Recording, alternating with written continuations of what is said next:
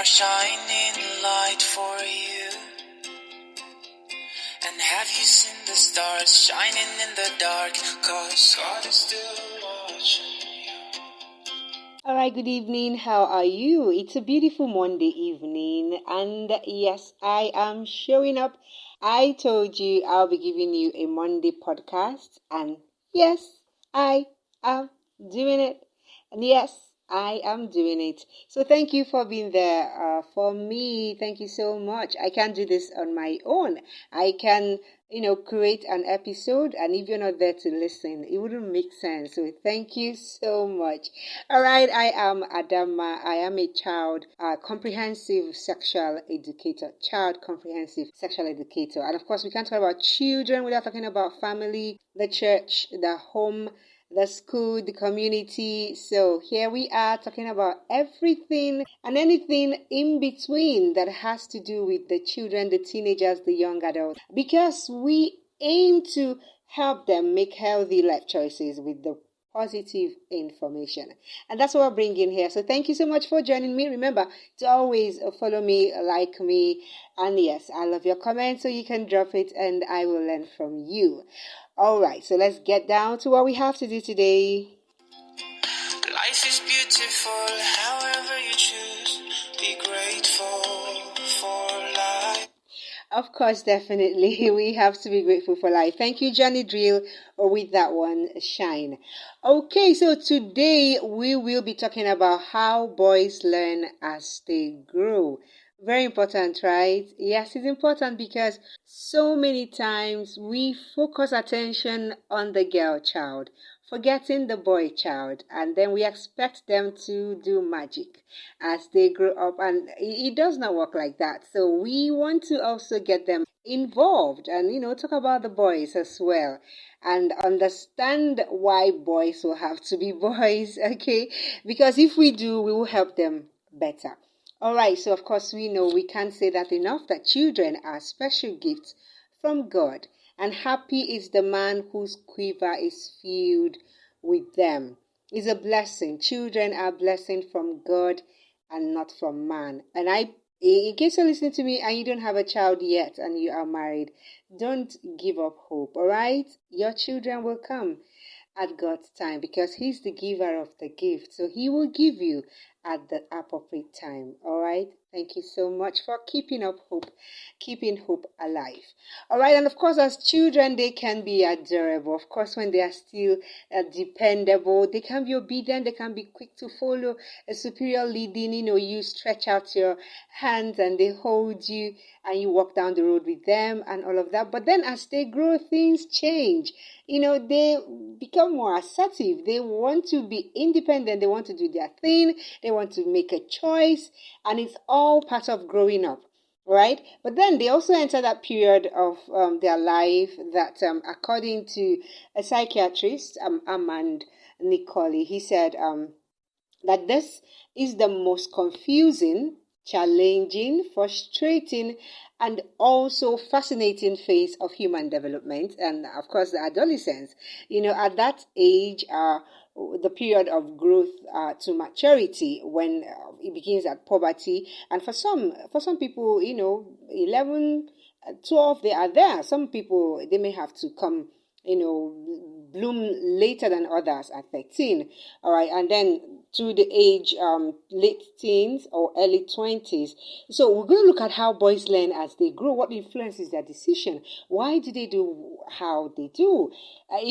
Girls and boys, of course, when you have a boy and a girl in the same place, the girl would act differently from how the boy will act. And then sometimes you see a girl acting in such a way that people say, I thought that was a boy, So we want to talk about that, all right? Now, of course, as they also grow, we know that peer influence becomes increasingly significant in their lives as adolescents seek to break away from parental influences, value, and control. All right. And of course, they, spend long hours with their friends in school.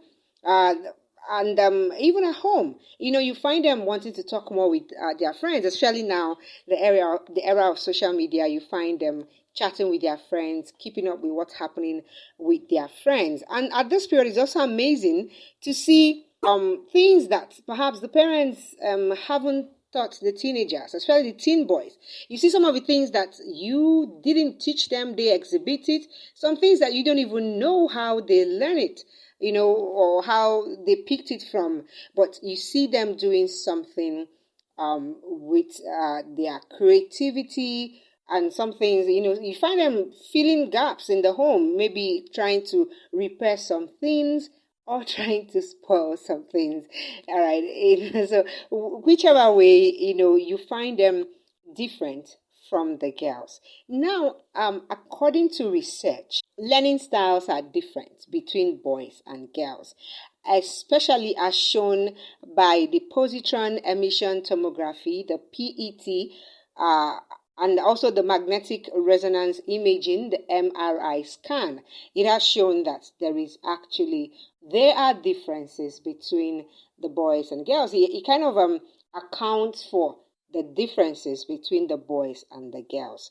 Now, we do know that there are people that have gone ahead of us to study these things, and so when they come up with what they know, we learn from them. So there are detailed differences as shown by Michael Gurian, and we are going to look at some of what Michael stated, the differences between the boys and girls. Now, boys show more area in the brain. All right, boys show more areas in the brain dedicated to special mechanical strengths.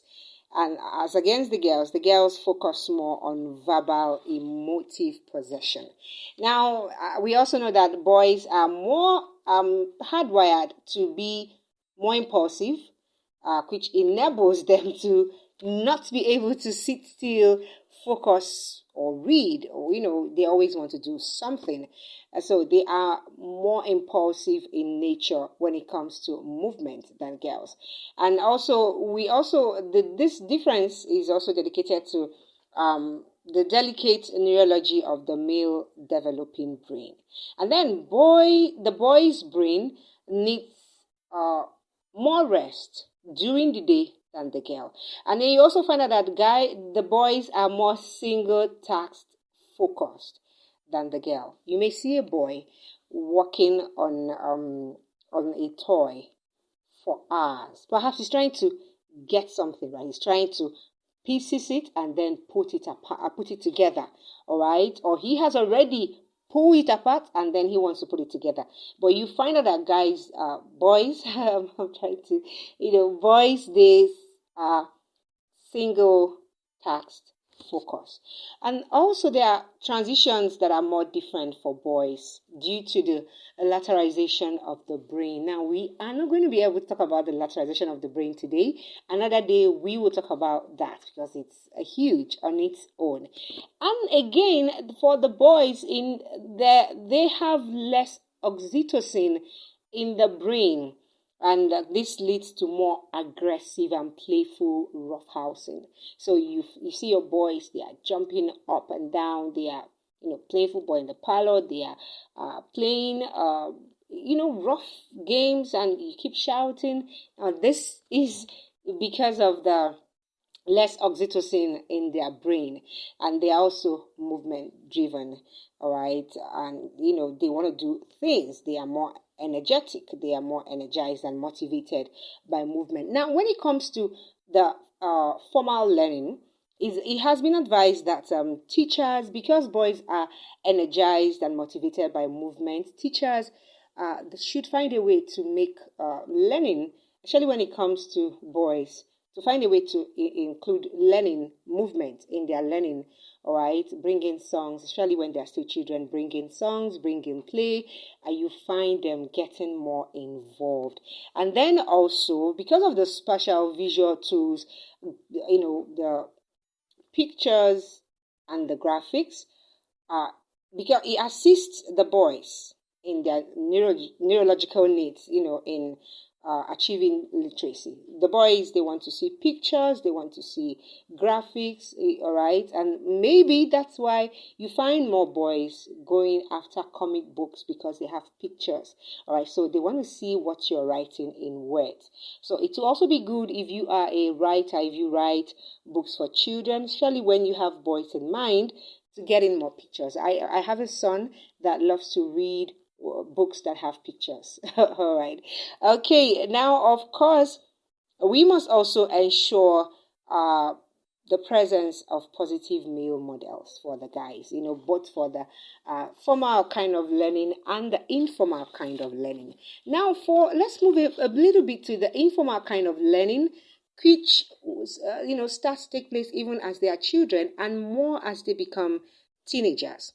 So as they grow, they as they grow, they learn from other people, or friends, more than they learn from their parents.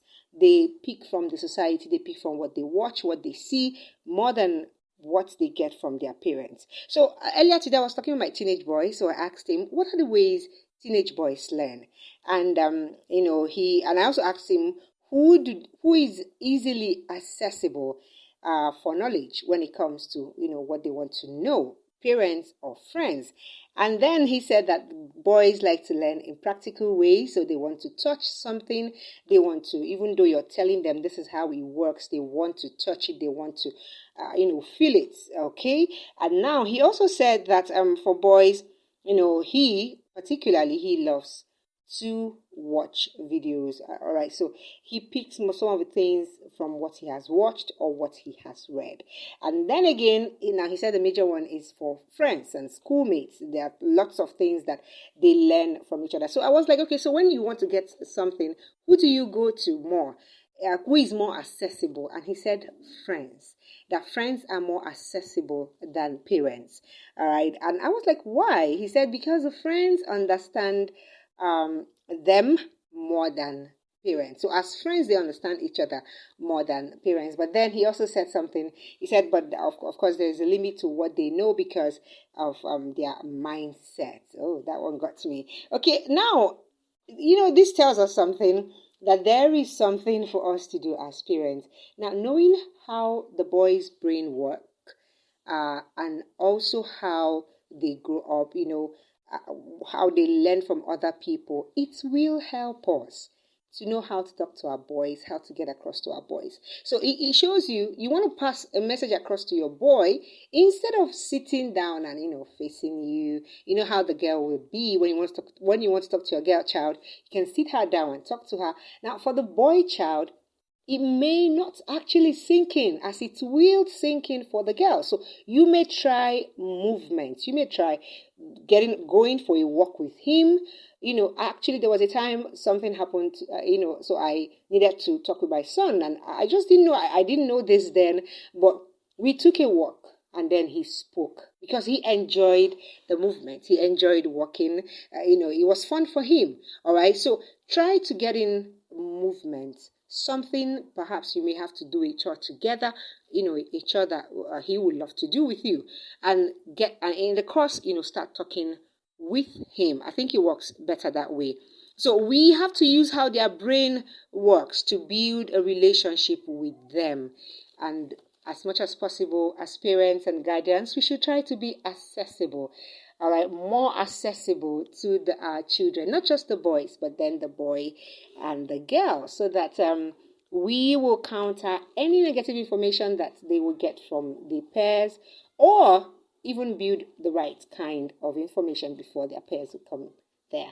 All right, so thank you so much for joining me. I will try to make this shorter than it is, the next time. Thank you so much. God bless you all. Love is beautiful whenever I'm with you. What a time to be alive. In no matter the